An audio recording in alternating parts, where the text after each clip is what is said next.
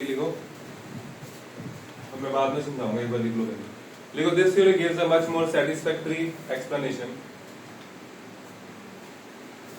For bonding and the properties of coordination complexes.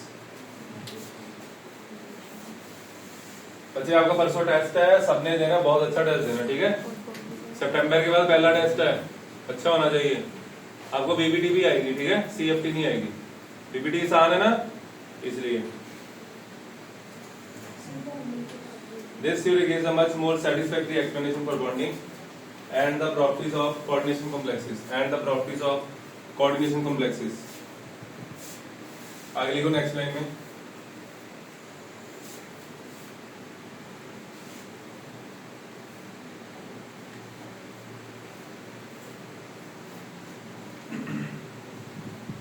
लिखो the BBT theory considers, BBT ने consider किया था metal और लिगेंड का बीच का bond covalent. The BBT considers the bonding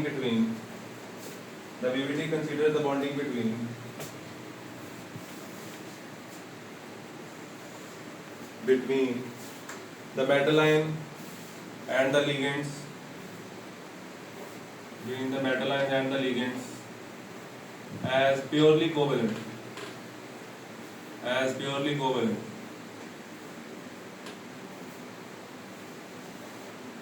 आगे फुल स्टॉप के बाद आगे लिखो on the other hand CFT considers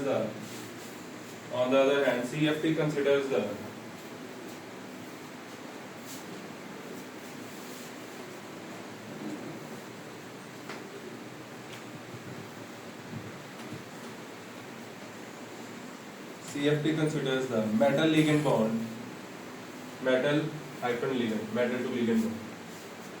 ligand bond to be ionic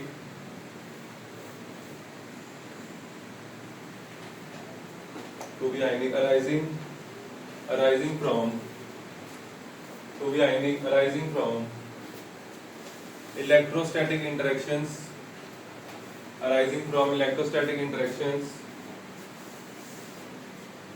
between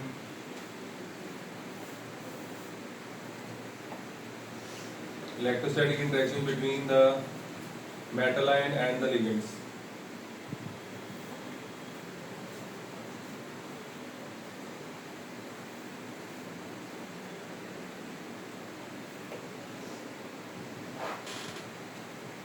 ये लाइन अंडरलाइन करनी है।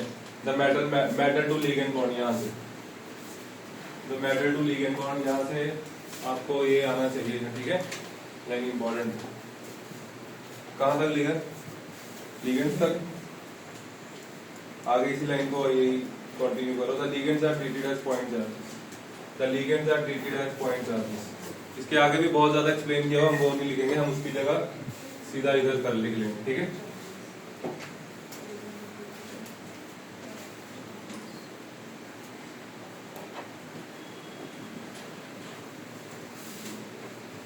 देखो मेटल लिगेंड इंटरेक्शन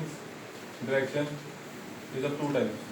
ये सब कर दो, दोबारा देखो metal to ligand interaction are of 2 types, metal ligand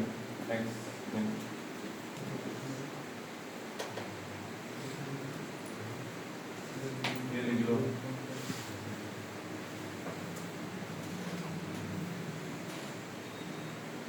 Ion interactions between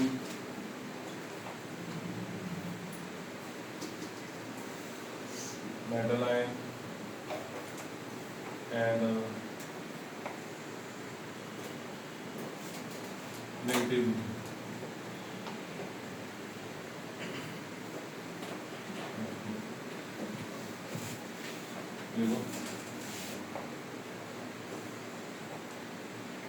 metal ion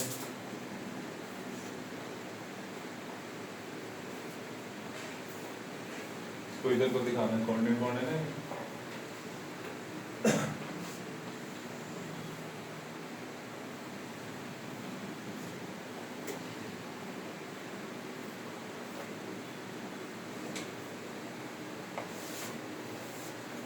यहाँ क्या लिखना है?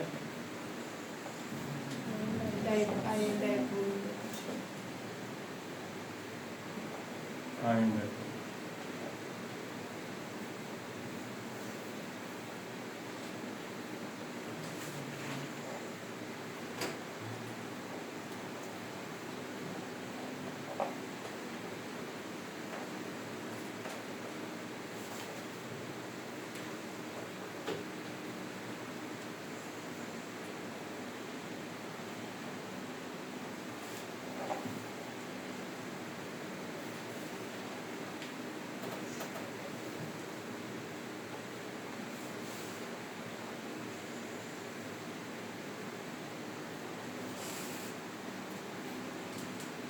मतलब सीएफटी का अगर सिर्फ क्वेश्चन कर रहे हैं ना 10 मिनट का गेम है, ठीक है?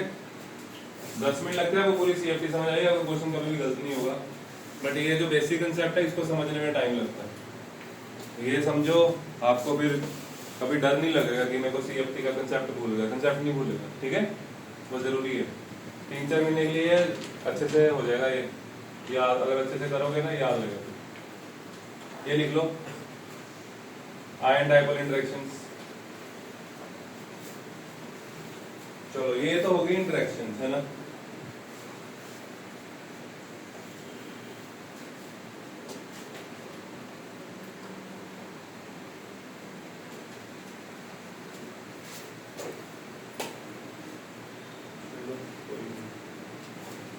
कर दो ना,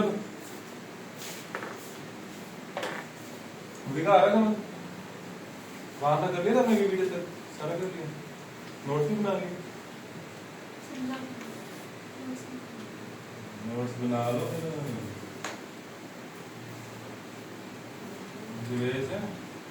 अच्छे से पढ़ो, टेस्ट देना है परसों की ना।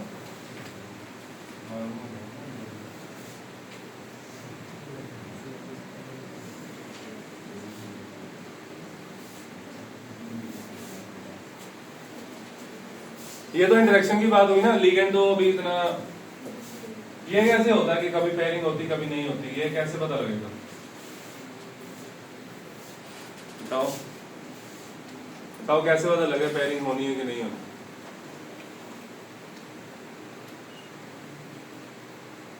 बताओ। +2 की क्लास 4 बजे है बायो की, फिजिक्स की भी बीच में 3 से 4।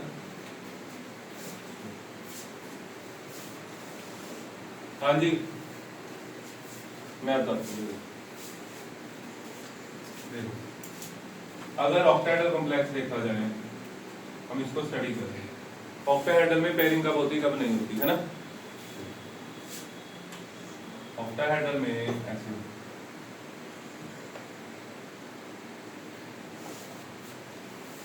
मान लो हम कॉन्फ़िगरेशन लिख रहे हैं मैंगनीज की। क्या कॉन्फ़िगरेशन होती है मैंगनीज का? Atomic number 25। Okay, 4s2 3d, तो 4s2 हो गया, 3d हो गया 5। अब 5 इलेक्ट्रॉन भरते हो ना, 1 2 3 4 5, ऐसे ही भरते हो? ऐसे तो नहीं भरते, नहीं भरते ना? ऐसे क्यों भरते हैं? हाथ खड़ा करो। हंज रूल क्या? हंज रूल क्या कहता? पहले सारी सिंगली फिल करनी है। क्यों?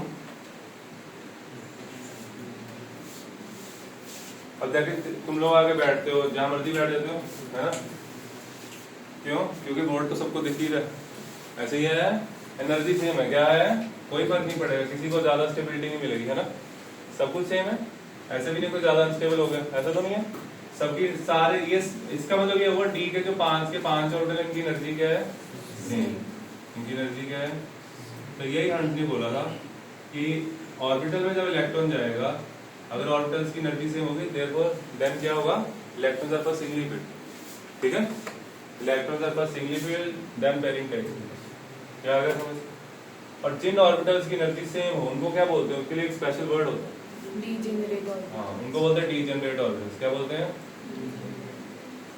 Degenerate orbitals. तो डी के जो 5 ऑर्बिटल है ना, ये डीजेनरेट है। ये क्या है? डीजेनरेट। बट इनमें ना एक छोटा सा डिफरेंस है। क्या? इन ऑर्बिटल्स के बीच में सबकी ओरिएंटेशन और सबकी शेप जो अलग अलग है। सबकी शेप क्या है बोलो, अलग अलग है ना शेप। कैसे? फॉर एग्जांपल जो डी जेड स्क्वायर होता है वैसे हो, ठीक है। तो डी जेड स्क्वायर मान लो जैसे यहाँ पे, ये मैं आपको फोटो भेज दूँ उससे समझाऊंगा। तो इसमें क्या होगा, यहाँ पे जैसे लीगेंड को उसने पॉइंट चार्जेस माना ना, तो ये जो लीगेंड है डी ऑर्बिटल के बहुत ज्यादा पास होते हैं। ये फोटो देखो, फोटो से पता लगता है। देखो बच्चे फोन में फोटो,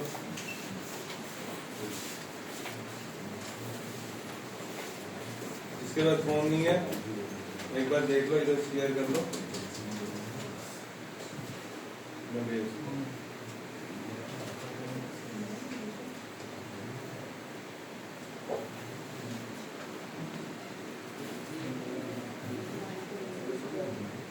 देखो बच्चे,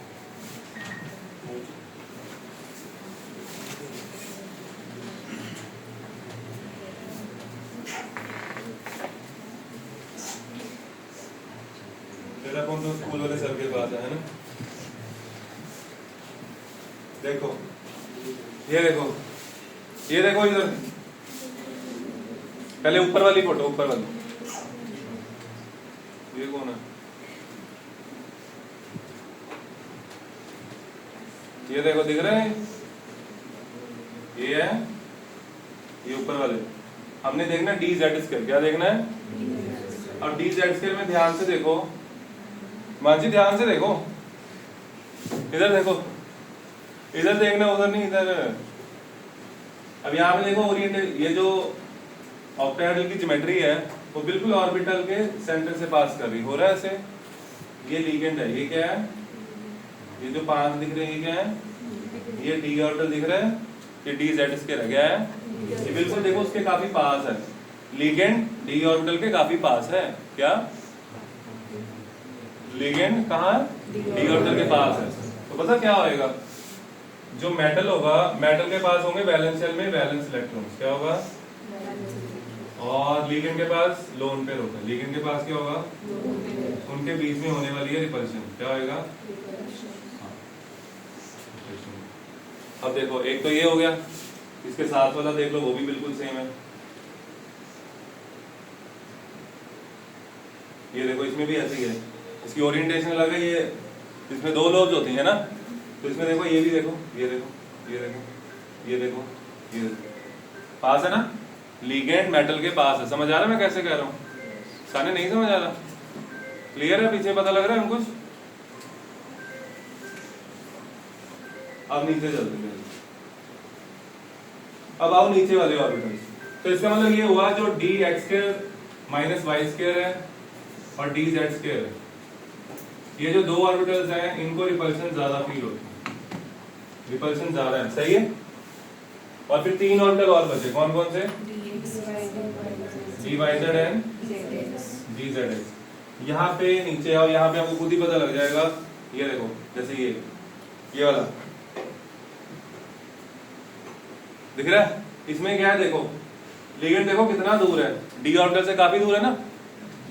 डी ऑर्बिटल से दूर है तो फिर रिपल्शंस कम हो, आया समझ? तो ये 3 ऑर्बिटल्स को रिपल्शंस कम हो रही है, ये 2 ऑर्बिटल को रिपल्शन ज्यादा होती है। अब हम थोड़ा और समझेंगे, फिर हम लिखेंगे थ्योरी। तुम्हें रब कर दूं? देखो भी आगे समझ क्या है, थोड़ा बताना, कुछ बोल के बता।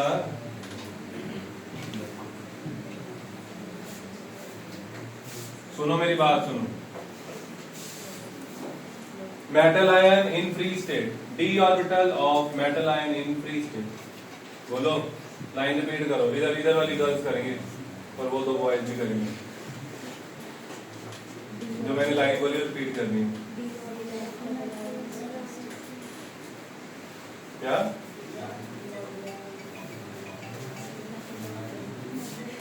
रोकना है, फोन आ गया मेरे को, फोन मिस कर दो। D orbital in free state, क्या है ये? D orbital in free state,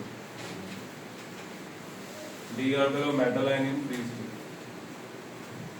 तो उस वक्त वो डीजेनरेट होते हैं, ऑर्बिटल्स क्या होते हैं? जब इसको लिगेंड अप्रोच करेगा क्या होगा, इनकी एवरेज एनर्जी राइज करेगी, क्या होएगा, हेलो, इनकी एवरेज एनर्जी क्या करेगी, ये है average energy of D orbitals, average energy of कब कब, हाँ वाह, व्हेन, मानसी को पहली बार में समझ आ गया, when ligand approaches, when ligand,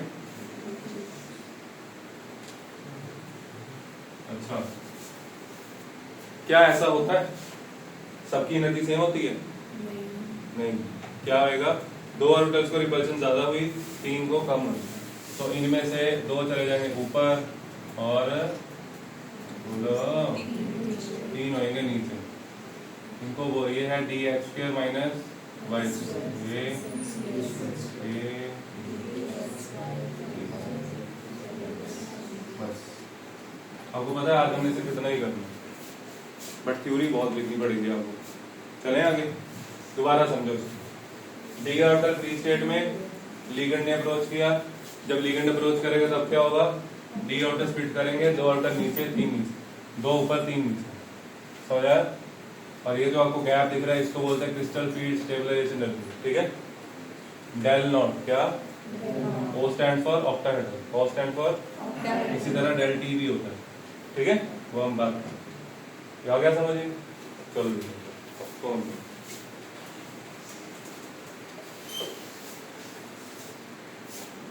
अब ना इसकी एक एक लाइन आप लोगों ने प्रिडिक्ट करनी है कि आगे क्या लिखना है सर, ठीक है, आपने बताना है, बहुत लंबी थ्योरी है, पूरी एक पेज की थ्योरी मैं डिक्टेट कर रहा हूँ, मैं आपको फोटो नहीं भेजूंगा, ठीक है।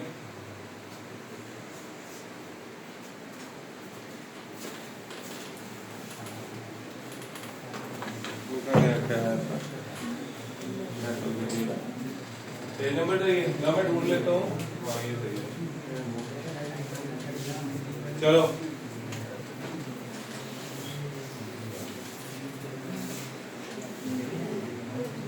लिखो बच्चे, सबसे पहले हम लिखेंगे इसके बारे में, ये देखो, सबसे पहले हम लिखेंगे ग्राउंड स्टेट में क्या होता है, फ्री स्टेट में क्या होता है, फ्री स्टेट में क्या होता है, ऑर्बिटल्स की एनर्जी से होती है, सारा कुछ आपने बोलना, ठीक है, आगे आगे का बताना, लिखो आगे, लिखो, in the case of free metal ion, in the case of free metal ion,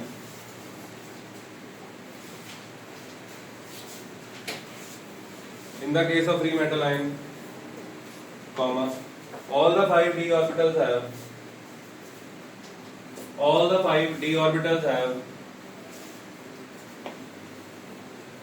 have the same energy,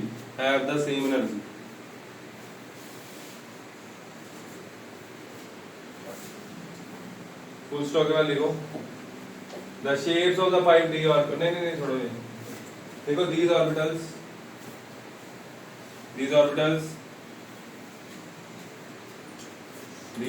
having the same energies,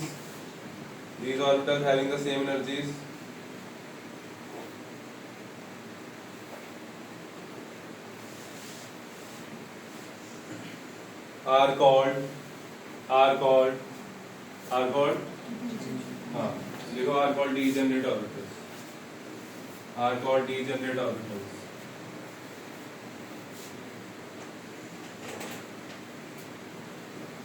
degenerate orbital में अगर मेरे को मान लो 4 इलेक्ट्रॉन या 5 इलेक्ट्रॉन भरने हैं तो फिर वो किधर जाएंगे, इधर ही आ जाएंगे, 1 2 3 4 5 ऐसे जाएंगे, इसमें नहीं आएंगे, है ना, इसमें 1 2 3 फिर डिपेंड करता है, फिर आगे हम पढ़ेंगे, इनकी एनर्जी कम है ना, तो पहले 3 तो यही आएंगे, ये तो पक्का है, सही है, चलो लिखो, आ रहा समझ, गुड, आगे लिखो, this means that N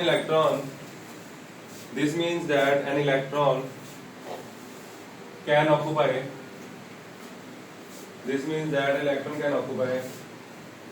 any of these 5d orbitals,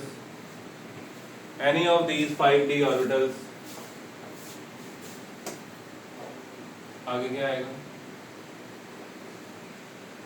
क्या आगे आएगा बताओ, with equal ease, full stop। अब बताओ आगे क्या लिखना है, अब आगे क्या लिखना है, बोलना फिर बस इतना सारा थोड़ी लिखना है,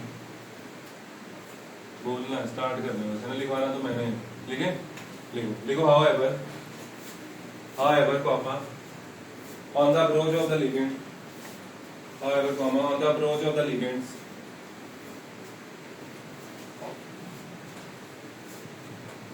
however on the approach of the ligands comma the orbital electrons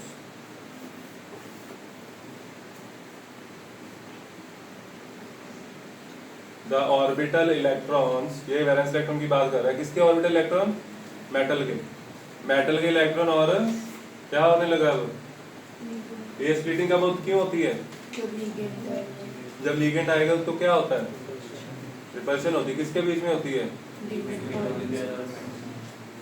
ligand के ऑर्बिटल में मेटल है, लिगेंड के लोन पेयर में, लिगेंड के लोन पेयर और लिगेंड का लोन पेयर और मेटल के डी ऑर्बिटल के में जो इलेक्ट्रॉन हो गया यानी कि वैलेंस इलेक्ट्रॉन में है ना, लिखो on the approach of the ligand the orbital electrons will be repelled, the orbital electrons will be repelled by the lone pairs by the lone pairs of the ligands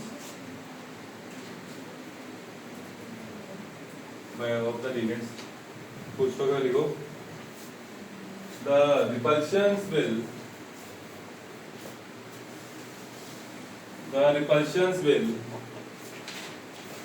raise the energy of the d orbitals, the repulsions will raise the energy of the d orbitals,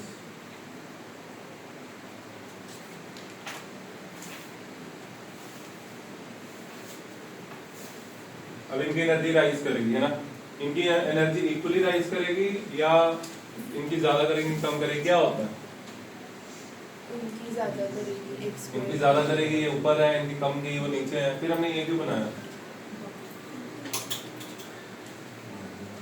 ये average energy है, क्या है, ये average energy है, मान लो factor में आपके एक में 30 नंबर है, एक में 40, तो एग्जिस्ट क्या कर रहा है, 30 और 40 क्या एग्जिस्ट कर रहा है, 30 40 35 एग्जिस्ट कर रहा है, ये सिर्फ बताने के लिए कि ये इनकी एवरेज एनर्जी है, ठीक है, ये तो है ही नहीं यहाँ पे, ठीक है, लेकिन लिखेंगे एक बार, देखो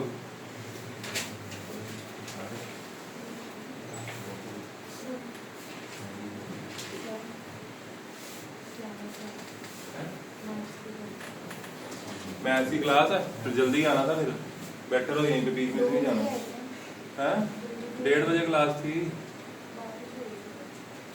बैठ जाओ, कहाँ तक लिखा है, raise energy of the d, और मेरे को मैसेज किया करो ना, हमारी पहले 10 बजे थी ना क्लास, मैथ्स का टेस्ट था, कैंसिल हुआ जब, तो मेरे को बताओ तो सही सर, 3 बजे 12 क्लास, टाइम तो बताओ, बाद में करता 4 बजे कर देता हूँ, वो नमन भी कह रहा था बाद में कर दो, बताओ तो सही, इधर ही है, इधर है,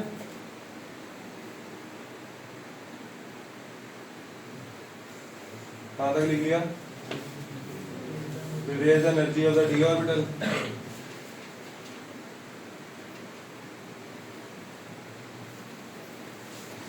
आगे लिखो, if all the ligands approaching the central metal ion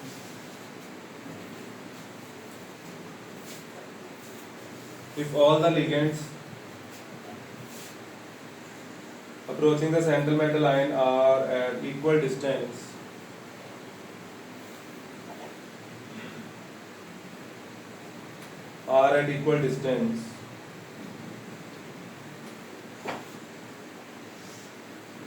from each of the d orbital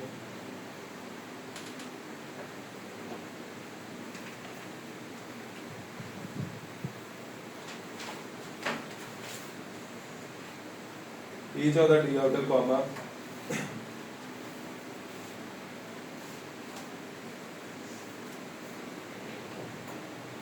the energy of each orbital will increase by the same amount. Energy of each orbital will increase by the same amount.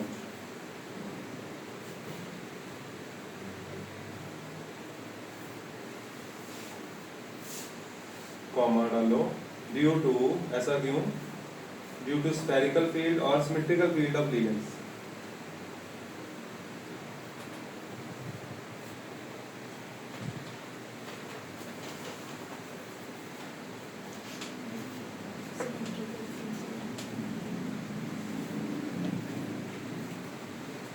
Symmetrical field of ligands. आगे लिखो, therefore these orbitals will still remain degenerate. Therefore, these orbitals will still remain degenerate.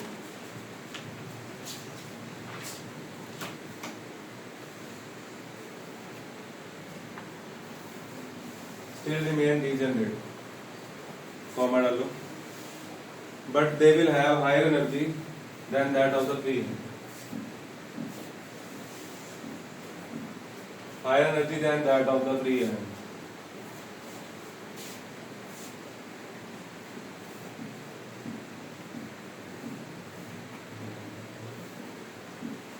आगे लिखो next line में,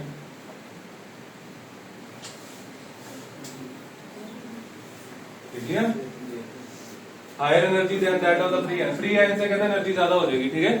आगे लिखो, आगे लिखो, but we know everything, लिखो, but we know that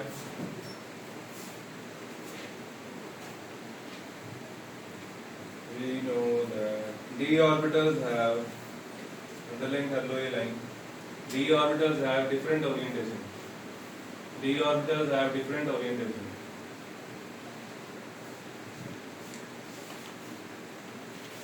d orbitals have different orientation, तो फिर स्प्लिटिंग भी अलग अलग होगी, है ना।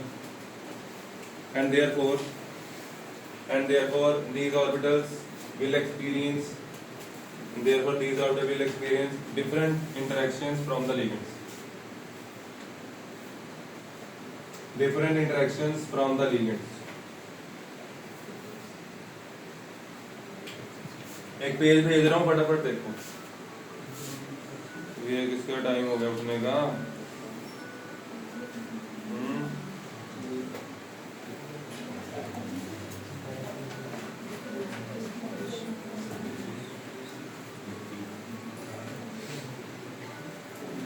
एक फोटो और आई है बच्चों, देखो, शाबाश।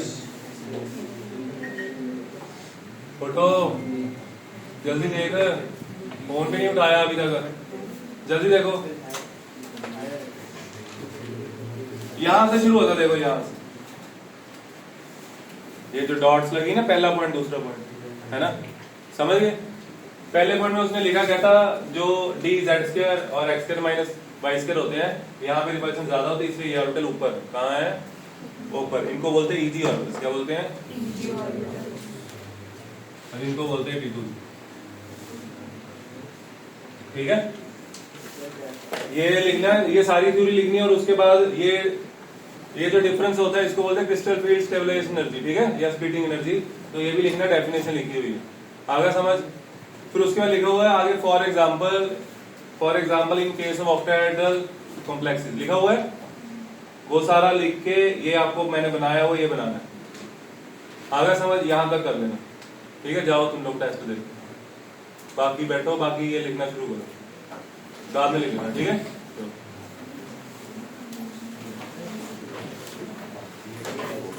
मैसेज कर दिया मैंने सर को, ठीक है।